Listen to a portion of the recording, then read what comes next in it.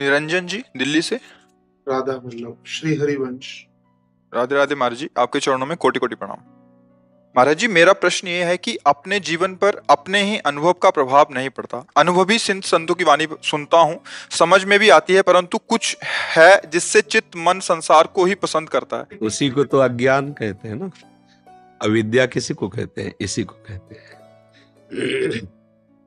शरीर को मैं मानना, भोगों में सुख मिलना, संसार सत्य भासना, इसी का नाम है माया।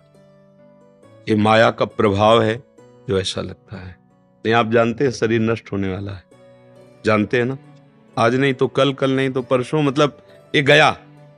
जैसे 40-50 वर्ष गए, जीवन के गए ना, 45-35 गए, पता नहीं चल पाया। अभी सुख की खोज में ही लगे हुए हैं, सुख के साधनों को ही जुटा रहे हैं, पर अनुभूति नहीं है कि सुख है या नहीं। अभी खोज चालू है और जीवन गया, आगे मृत्यु आने वाली है। हम केवल साधन ही जुटाते रहेंगे खोज के, सुख के मिलेगा। यही माया है। अनंत जन्म बीत गए भोगते हुए, यहां कुछ सत्य नहीं। क्या सत्य दिखाई दे रहा है? बड़े बड़े राजा, बड़े बड़े महाराजा, बड़े बड़े तपस्वियों के हम गीत गाते हैं, कहाँ है? कहाँ है वो महल? कहाँ है उनका वैभव? एक स्वप्न की तरह था, गया। अब न कभी उनका अस्तित्व है महल का, न भोग का, न उनके प्रभाव का, गए। ऐसे ही एक भ्रमात्मक माया ने नाटक रच रखा है। उस नाटक में इतना प्रभाव है। आप देखो, हम अपनी लोगी बुद्धि का क्या भरोसा करें? फिल्म आप जानते हैं ना, नाटक बिल्कुल झूठी, 100 में 100%। जैसे कहते भाई कोई भी बात होती कुछ तो सत्य होती है ना, बोलो फिल्म में क्या सत्य है? 100% झूठा है ना। आप पैसा लगा के देखते हैं ना, आप कितने बड़े बुद्धिमान हैं।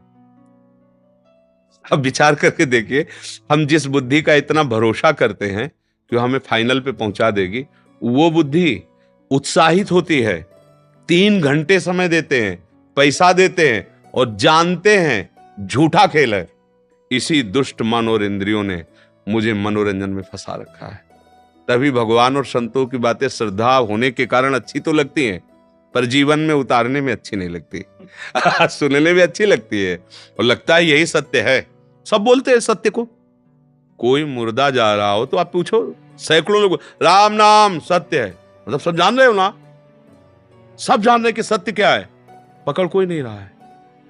संतों के पास सब आ रहे हैं, संत जब बोलेंगे तो शास्त्र और अपनी अनुभूति के वचन बोलेंगे, अच्छा लगता है, पर हम पकड़ नहीं पा रहे, चल नहीं पा रहे, क्योंकि हमारी मन बुद्धि झूठे पे राजी है, पूरे झूठे पे राजी है। कोई भी सुख ऐसा नहीं है जो आनंद प्रदान करने वाला हो। आपकी भावना जब उसमें सुखद होती है तो उसमें सुख मिलता है, भावना ना हो तो सुख है ही नहीं। हम पहले कामाशक्त होते हैं, पूरा मनोराज्य में भोग लेते हैं, फिर भोग में उतरते हैं, इसलिए सुखद लगता है। कोई भी चीज, समोसा, चटनी, हरी चटनी ठीक रहेगी, लाल चटनी ठीक है, ऐसे ऐसे पूरा बनाया और बना के उसे चखा, अब तो लाओ समोसा। पहले चिंतन होता है, बाद में क्रिया होती है। यदि चिंतन ना हो तो किसी क्रिया में सुख मिल जाए भी हमें बता देना। तो अगर है सुख तो चिंतन करो या ना करो, होगा। जैसे अग्नि है, उसका काम है दाहिका शक्ति। आप चिंतन करो ना करो, छू जाएगी तो ऐसे लगेगा। चाहे चिंतन से छुओ, चाहे चिंतन से छुओ, चाहे भाव से छुओ, चाहे कुभाव से छुओ, उसका काम है जला देना, क्योंकि उसमें दायिका शक्ति है। विषयों में सुख नहीं है, संसार सत्य नहीं है। सब चले जा रहे हैं, कहां चले जा रहे हैं? नए नए आते जा रहे हैं, पुराने पुराने चले जा रहे हैं, कोई सत्ता ही नहीं है। शरीर बदलता चला जा रहा है, मृत्यु नजदीक आ रही। हम आए किस लिए? क्या बटोर पाए, क्या कर पाए? अब बुद्धि काम नहीं कर रही। यहां सुन के जब जाओगे तो फिर वही गणित चलाएगी बुद्धि, ये कमा लिया, वो कमा ले, ये भोग लिया, वो भोग लिए, उसको इतना कर दिया, उसको ऐसा। वो कभी ये नहीं सोचेगी कि मुझे जाना भी है यहां से। है कभी ऐसा आता है कि यार ये तो सब है, लेकिन जाना है यार, सबको छोड़ के जाना है। जहां जाना है वहां का परिचय नहीं, जहां जाना है वहां की तैयारी नहीं, एक पैसा नहीं तैयार किए वहां के लिए, सारी व्यवस्था यहीं के लिए है। अब बताओ, घबराहट नहीं होगी जाने की बात सुन के? मृत्यु की बात सुन के हृदय दहल जाएगा, क्योंकि तुमने तैयारी नहीं की। तुमने जिसे माना सत्य और सुख, वो सब छूट जाएगा। आप क्या करोगे? इसलिए जबरदस्ती से भजन कराओ, जबरदस्ती तभी काम बलेगा। ये बेईमान मन बुद्धि। लोग कहते भजन में मन नहीं लगता, हम कहते 3 घंटे बताओ मन तुम्हारा कब जाता है जब आप देखते होते फिल्म 2.5-3 घंटे कि भाई मन नहीं। अरे एकदम एकाग्र, अगर कोई डिस्टर्ब करे चुप रहो, मानो ध्यान भंग हो रहा है, डूब रहे हैं। नहीं देखो ना आप, दरवाजे बंद, खिड़की बंद, एकदम शांत, वो पूरा आनंद ले। और भजन अगर करने के लिए भी भावना हो तो 2-4 बैठ के बात करते रहे, मतलब कहीं मोबाइल से चला लें कुछ, तो भजन नहीं होगा कि सब बंद करो, शांति से भजन कर ले। ये बेईमान है ना, धोखेबाज है ना मन बुद्धि, इनसे मित्रता हटानी पड़ेगी। बहुत बढ़िया दोस्ती कर ली है दुश्मन से और वो हमें काट रहा है, एक एक श्वास हमारी व्यर्थ जा रही, और एक एक श्वास इतनी कीमती है कि 50 वर्ष की कमाई हुई संपत्ति से एक श्वास भी नहीं खरीद सकते आगे।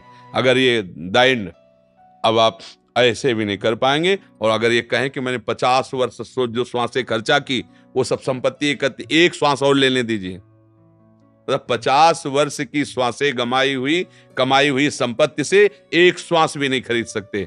इस ऐसी कीमती श्वासों को आपने कहां खर्चा किया? अब विवेक ही नहीं, बुद्धि है, विवेक नहीं, बुद्धि तो है। बुद्धि तो बहुत जोर की है, कैसे किसके सुख को लूटना, बहुत बुद्धि चतुर है, पर विवेक नहीं है कि वास्तविक सुख क्या है। और अगर हर श्वास में राधा राधा राधा, अब सार्थक हो गए। भाव लगे ना लगे, तुम्हारे भाव और श्रद्धा की कोई बात इसमें नहीं होती। जैसे जहर है ना, श्रद्धा से पियो तो मर जाओगे, अश्रद्धा से पियो तो मर जाओगे, जबरदस्ती पिला दे तो मर जाओगे, धोखे में पी लो तो मर जाओगे। ऐसे ही प्रभु का नाम है, स्वभाव कुभाव अनखाल सहो, नाम जपत राधा राधा राधा, यही जीवन। फिर मन पवित्र होगा, फिर अनुभूति होने लगेगी। जैसे हम लोग जीवित है ना अध्यात्म में, तो अनुभूति से जीवित है, सिखाई पढ़ाई हुई नहीं।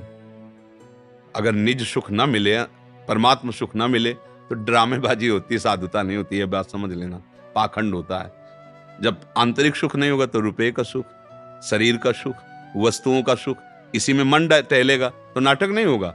भेष रखें सुख त्याग वाला और कर रहे सुख भोग, तो फिर बात नहीं, क्योंकि निज सुख बिन मन होए कि थीरा। भगवदानंद की अनुभूति नहीं तो साधुता नहीं होगी। साधुता तो तभी होगी जब अध्यात्म सुख प्राप्त हो, और वो सुख तभी प्राप्त होता है जब भगवान का भजन होता है। भजन बिना ये बातों से समझ में आने वाली बुद्धि नहीं। समझे क्या कहना चाहते हैं?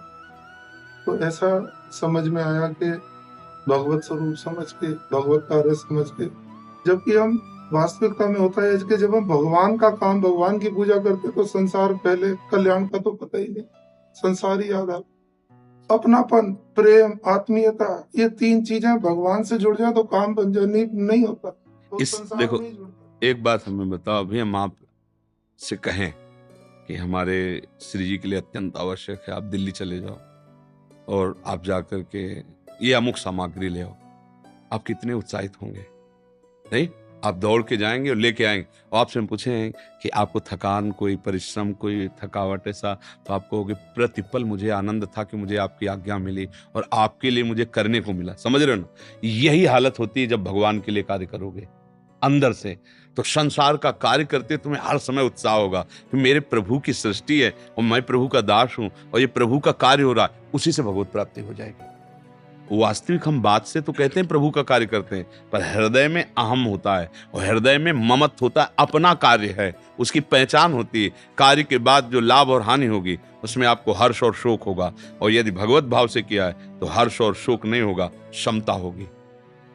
सुखे दुखे लाभा लाभो जया जय हो, ये स्थिति होती है। जय और पराजय में, सुख और दुख में, लाभ और हानि में समान स्थिति होती है।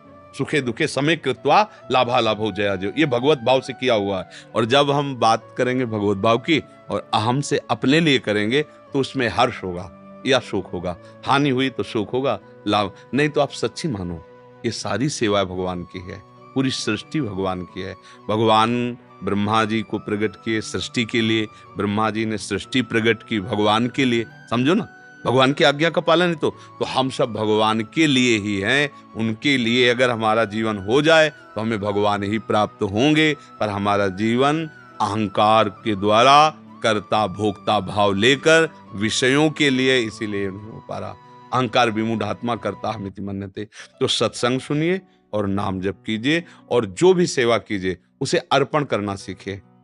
जो भी आराध्य देव आपके भाव में, हे प्रभु ये मैं आपके 9 बजे से 10 बजे तक का जो समय खर्चा हो, 10 बजे से 11 बजे का समय आप चल, एक एक समय आपका समर्पित होता जाएगा तो उसका फल होगा, शुद्ध ज्ञान आपके अंदर जागृत होगा।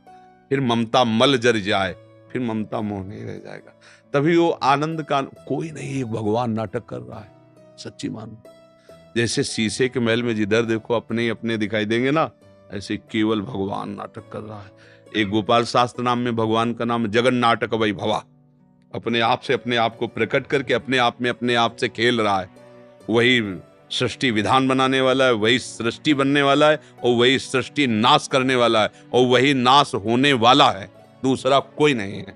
अब यहां तक पहुंचने के लिए थोड़ा तो प्रयत्न कीजिए, आप चढ़ने का प्रयास कीजिए। घसीट भगवान लेंगे, गुरुदेव लेंगे, संत जन लेंगे।